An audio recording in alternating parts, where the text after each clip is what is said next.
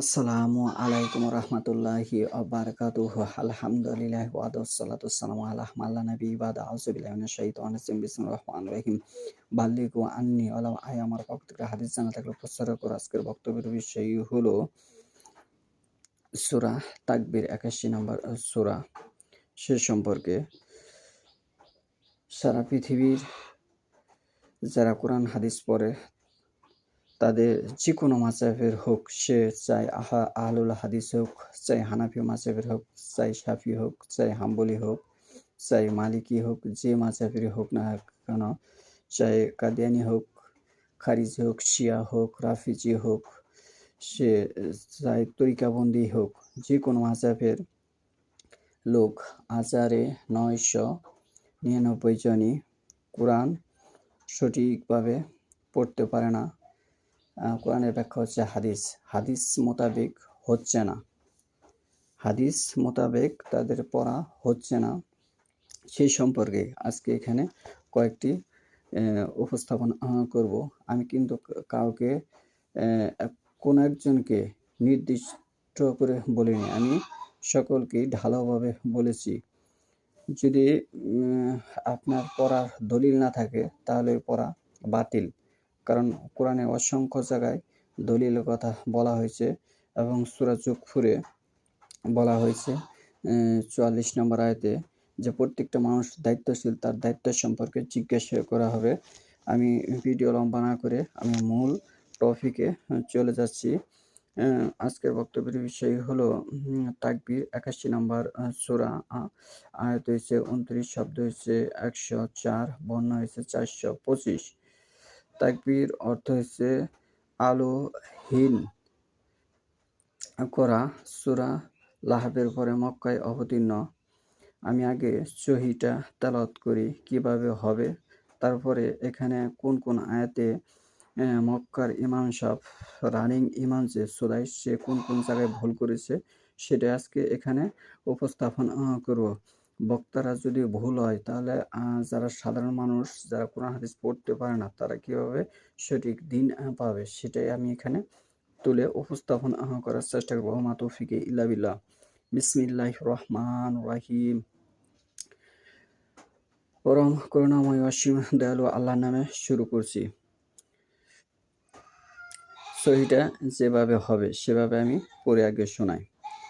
ইযা শামসু কুবিরাত ওয়াইজান নুজুমুন কাদারাত ওয়াইজাল জিবালু সুইরাত ওয়াইজাল ইশারু উতিলাত ওয়াইজাল বুহুশু হুশিরাত। এই আয়াতটা খেয়াল রাখবেন।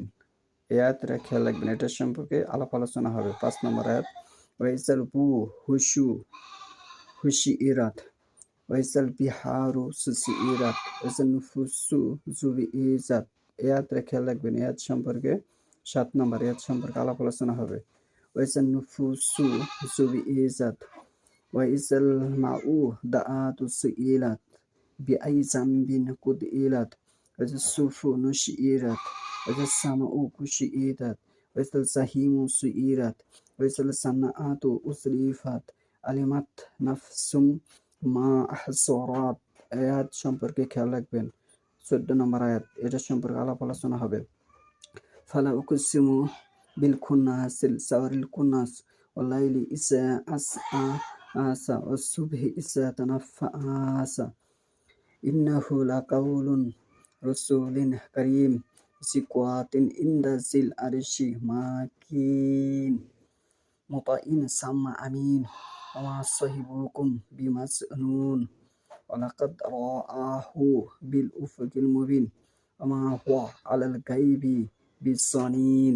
এই আয়াত সম্পর্কে আলাপ আলোচনা হবে। ২৪ নম্বর আয়াত, ওয়া মা হুয়া আলাল গায়বি বিযানিন ওয়া মা হুয়া বিকাউলি শাইতানির রাজিম ফাআইনা তাযহাবুন ইন হুয়া ইল্লা যিকরুল লিল আলামিন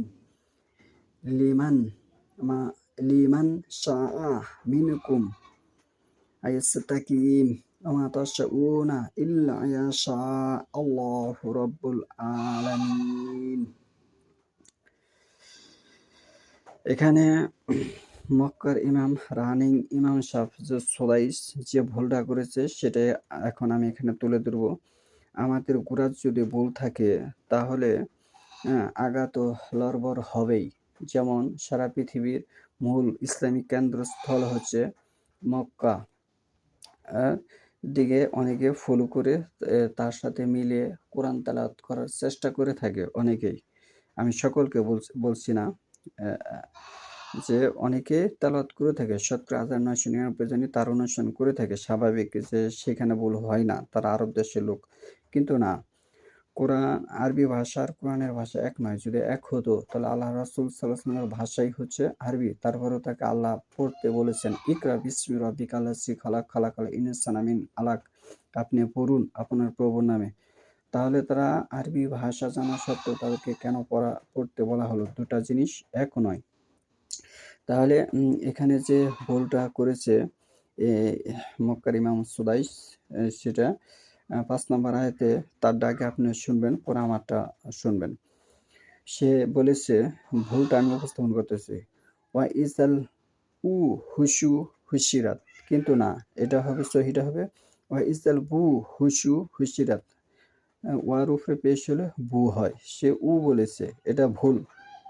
এক ভুল যেমন অনেক হাদিসে এসেছে যে অজু সম্পর্কে আরবিতে বলা হয় বুজু, তাহলে বার উপরে পেশ হলে বু হয়, বুজু বোঝানো হয়, এটা হচ্ছে দলিল। আর সে বলেছে ৫ নম্বর আয়াতে ওয়া ইসতাল হুশু হুশিরাত, এটা আপনি অস্তে ভালো করে কানের বুকলে মোবাইল নিয়ে নেটে যুক্ত আপনি শুনুন আগে, পরে এটা বুঝুন কথাটা। ৫ নম্বরে ভুল এটা। হুশু বলাতে এটা ভুল হয়েছে, এখানে হবে ওয়াইজাল হুশু হুশিরাত, এটা সঠিক। তারপরে সে বলেছে ১৪ নম্বর আয়াতে বলেছে যে এভাবে আলিমাত নাফসুম মা আহ দরাত, এখানে হবে আলিমাত নাফসুম মা আহ সরাত, এটা সোয়াত হবে, সোয়াতের পরে জোয়াত হবে, আহ দরাত হবে না, এটা ভুল। এটা হাদিস দ্বারা সে প্রমাণ করতে পারবে না। তারপরে সে বলেছে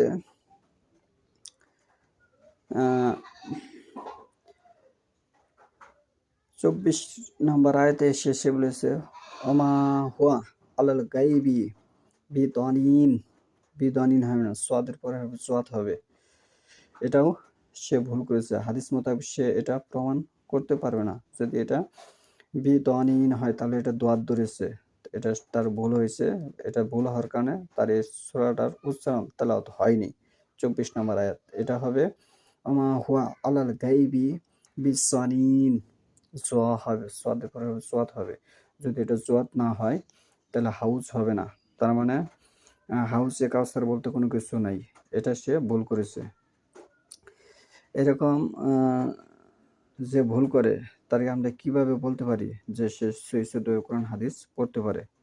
একটি বিষয়। আরেকটি বিষয় হচ্ছে সারা পৃথিবীর মানুষকে এটা আমি বলছি যে সূরা ফাতিহার ৪ নম্বর আয়াতে, সূরা ফাতিহার ৪ নম্বর আয়াতে কানা শব্দ নাই।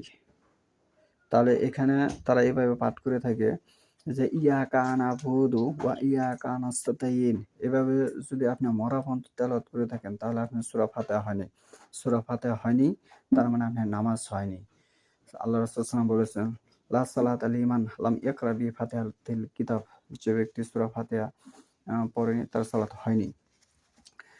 আমি সারা পৃথিবীর মানুষকে চ্যালেঞ্জ করে বলছি, সূরা ফাতিহার আলহামদুলিল্লাহ সূরার ৪ নম্বর আয়াতে কানা শব্দ নেই, এটা হবে ইয়াকা নাবুদু ওয়া ইয়াকা নাস্তাইন, এটা হচ্ছে সঠিক।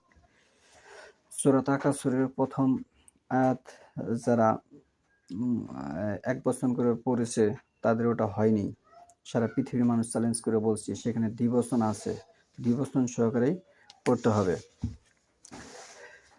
তারপরে আপনার সূরা ৩-এর ৪ নম্বর আয়াতে মক্কার ইমাম সুদাইস সে ভুল করেছে, যে তাকউইম বলে, সেখানে হবে তাক ভীম, তাহলে তাকবীর না হলে তাকবীর হবে না, তাকবীর উচ্চারণ হবে না, বা ওয়াওয়ের নিচে জের হলে বি হয়, তাহলেই তাকবীর হবে। 81 নম্বর সূরা দলিল, 81 নম্বর সূরা, তাহলে আপনার তাকবীর হবে, তা না হলে তাকবীর হবে না।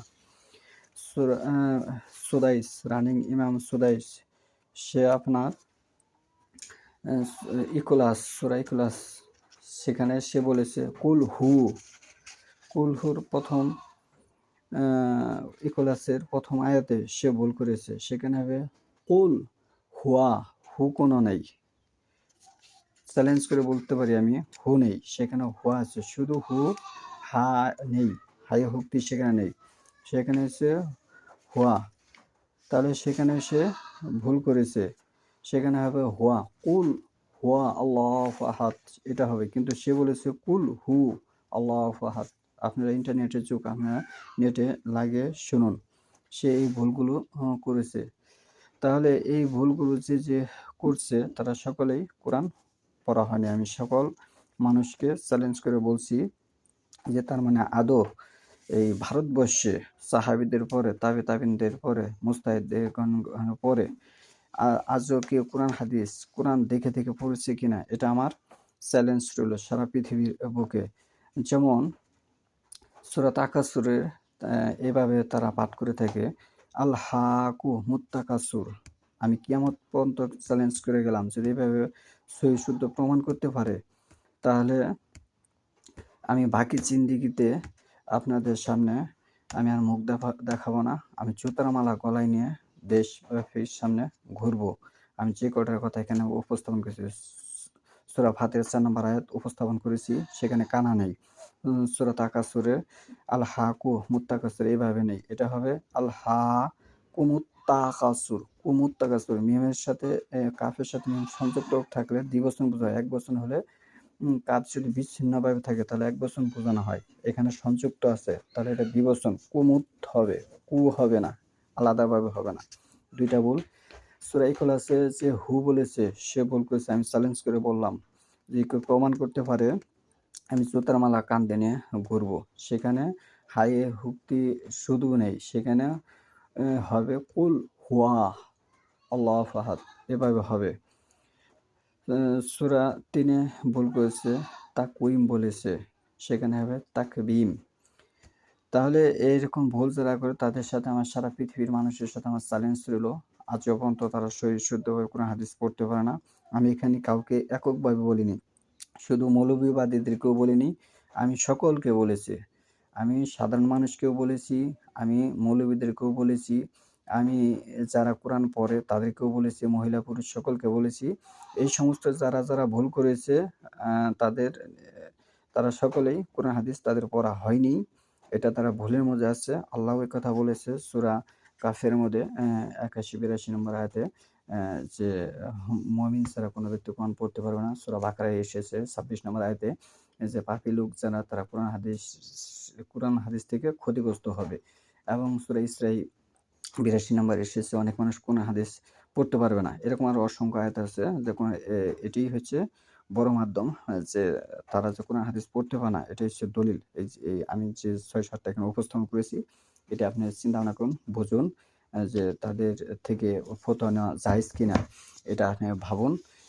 কারো ভুল ধরা বড় জিনিস নয়, তাদেরকে শুধরিয়ে দেওয়া এটা হচ্ছে মহৎ লক্ষণ। আমি তাদেরকে শুধরানোর জন্য এ কথা উপস্থাপন করেছি। একজনকে ভালোবাসা যাবে না, একজনকে ভালোবাসা নবী রাসূলকে ছেড়ে কোনো ব্যক্তিকে যদি আপনি ভালোবাসেন, তাহলে আপনি ইসলাম থেকে খারিজ হওয়ার সম্ভাবনা আছেন। এটা দলিল নেন আপনি সূরা তওবার ২৯ থেকে ৩৩ পর্যন্ত পড়বেন, এবং সূরা মায়দার ১২ থেকে ১৪ পর্যন্ত আয়াত আপনি পড়ে দেখুন। একমাত্র আল্লাহ রাসূল সাল্লাল্লাহু আলাইহি ওয়াসাল্লাম অনুগত করতে হবে। কোরআন ব্যাখ্যা সহকারে নাজিল হয়েছে, এবং সাধারণভাবে বুঝিয়ে দেওয়ার জন্য আরো আল্লাহ রাসূল সাল্লাল্লাহু আলাইহি ওয়াসাল্লামকে মনোনীত করা হয়েছে, এবং আল্লাহ রাসূল সাল্লাল্লাহু আলাইহি ওয়াসাল্লামকে অনুগত করতে হবে। সূরা আহজাবের ২১ নম্বর আয়াত পড়ে দেখুন, লাকাদ কানা ফি রাসূলিল্লাহি উসওয়াতুন হাসানাহ। সুবহানাকা আল্লাহুম্মা ওয়া বিহামদিকা আশহাদু আল্লা ইলাহা ইল্লা আনতা আস্তাগফিরুকা ওয়া আতুবু ইলাইক।